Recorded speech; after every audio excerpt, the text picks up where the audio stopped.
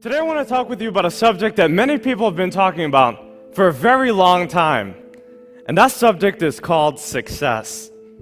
You see, success means different things to different people, and what success might mean to me is different than what it may mean to you. And what it may mean to you is different than what it means to a kindergartner who's just trying to get a star on his homework assignment. Or perhaps to a housewife who's been trying to get her 5 kids in bed by 9:00 p.m. Or maybe even a corporate executive who's been working for his or her corporation for 20 plus years and only wants to become the CEO of their organization. As you could tell, we have so many different definitions of this word success, but the greatest definition I can give you today is this: success is all about self-expression. It's about being who you want to be, doing what you want to do, going where you want to go. Because when it comes to your life, you are the boss, and you have a choice. In fact, you are who you are today because of all the choices that you've made in your whole entire life. But you know, as we're growing up, we have a lot of people who try to tell us how to make these choices. Our parents, our teachers, our bosses, our friends, even our neighbors. They try to tell us how to live our lives, what we should do, where we should go, how we should walk, how we should talk. But my question for you is this: if you're trying to be what other people want you to be, then who will be you? So the key to success is to stop conforming to other people's expectations and start performing to your own level of expectations. It's to believe in yourself. It's to know that what you want will eventually come to fruition as long as you believe it. You see, you have to have faith, and faith is knowing that what you want will eventually come to fruition as long as you believe it. And if you feed your faith, you'll find oftentimes that your fears will starve to death. Because if you believe in yourself, everyone else in the world will believe in you. Fortunately, for a long time, I didn't quite believe in myself. Actually, I used to be the kind of person that mothers would often warn their daughters about. And fathers would tell their sons, if you keep doing what Daniel Alley's doing, you're going to end up where Daniel Alley's going. Now, they had some credence to what they were saying, because as you can imagine, your reputation really is your best advertisement. I really didn't have a good reputation, because I was living so far below my potential that I was actually living in my mother's basement. By the age of 21, I had worked over 40 different jobs. I got fired from more jobs than more people had. In high school, I graduated second to last. The last guy, well, he was in jail. I was on drugs for 8 years, and I was confused. I was broke, busted, and disgusted. And I knew that I wanted to change. The only problem was that I didn't know how. Can I see a show of hands if you've ever been in a situation where you wanted to change, but you just didn't know what to do? Well, we all have been there. And maybe we're there right now. Well, I discovered that there are only 3 ways that I can make change in my life. 3 ideas I wanted to share with you today that can absolutely revolutionize your life from today. I know these tips work because I've been able to do it myself. By the age of 24, I became a self-made millionaire. I've been able to write 3 books and travel to dozens of countries. I now reach millions of people with my work. I believe that these 3 key principles can change your life, no matter how you define success. Whether you want to live to age 100, or even have a dozen kids, or just have a little house in the mountaintop somewhere no one knows about. These 3 key principles will help you to realize the success in your life. The first one is to read more books. You know, all the books in the world can help us to solve all the problems in the world. But the truth is that we don't have to read all the books in the world because we don't have all the problems in the world. But we do have to read the books that help us to solve our problems. So for instance, if you wanted to learn about money, you better be reading books that talk about money. Or if you wanted to learn how to manage your relationships or to become a better communicator, there's a lot of books on that. What I'm saying basically is that our libraries are paved with gold, and library cards are free. You see, books are the tools that release the heavens of your mind, and leaders are readers. You see, if you want to succeed, you have to read. Most people in the world read about one book every single year. That book, I would suppose, would be Facebook. And before people even get up and, do their thing, before they drink their coffee or read their paper, they read Facebook. But the truth is that if you study miscellaneous things, you get miscellaneous results. You become what you study. What do you study? And where is it taking you? You see, a lot of people come up to me and they say, well, Daniel, I don't really have time to read. I have kids, I have work, I'm a student, I already have so many textbooks, I'm doing so many things, I'm too busy. But if you don't have 10 minutes a day, you're basically saying you don't have a life. We all have time to read. We all have time to pick up a good book and read for ourselves so that we can learn. Look, if you read 10 minutes a day for 30 straight days, that's one book a month. One book a month in 12 months is 12 books a year. You can do in 1 year what most people do in 5 years. Talk about not having time. We all have time to read. Remember, readers are leaders, and the only way you can succeed is if you read.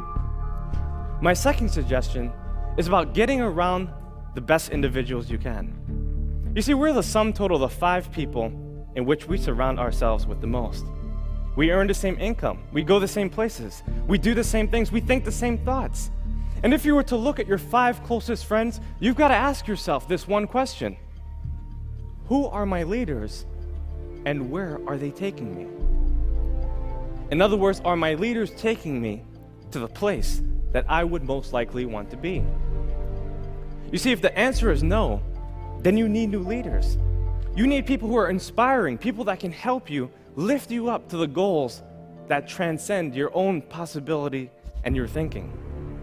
You have to realize your goals, and you can only do that by getting around the right people. Now, many of us have what I like to call default friends. And default friends are basically people that we see around the neighborhood.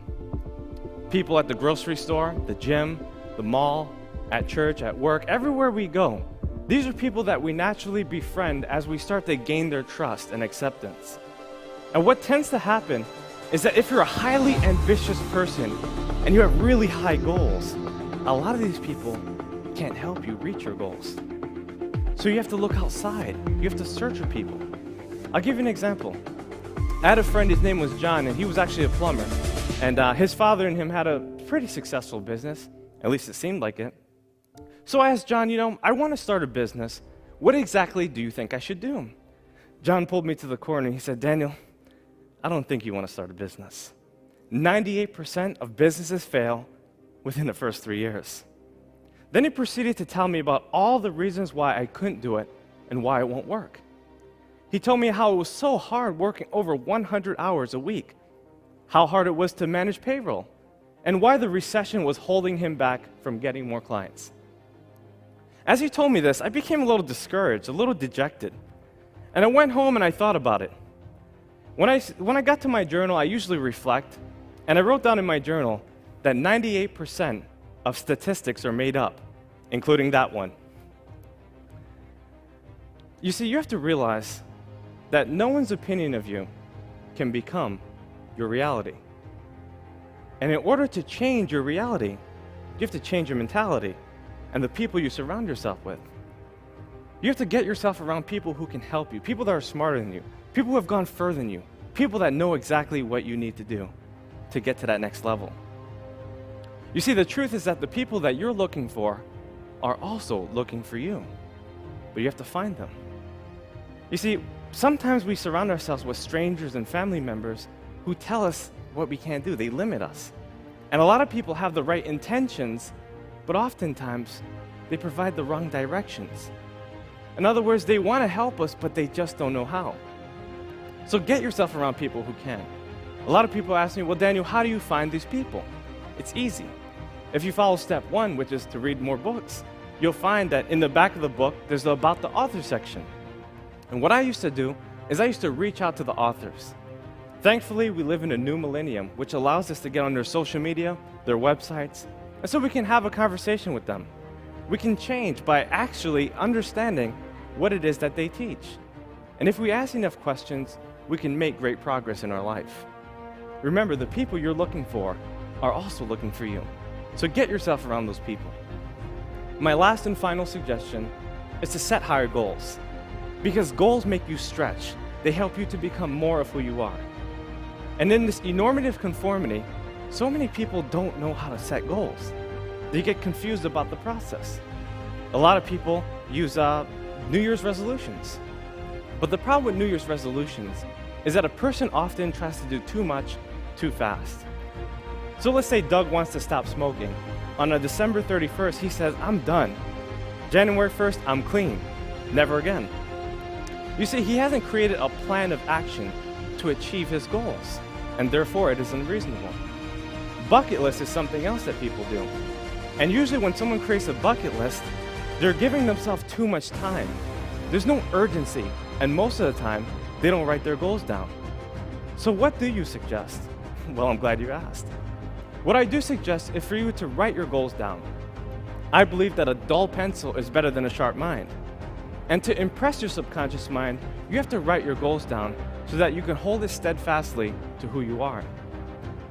I have this method I teach all around the world. It's called the 20 idea method.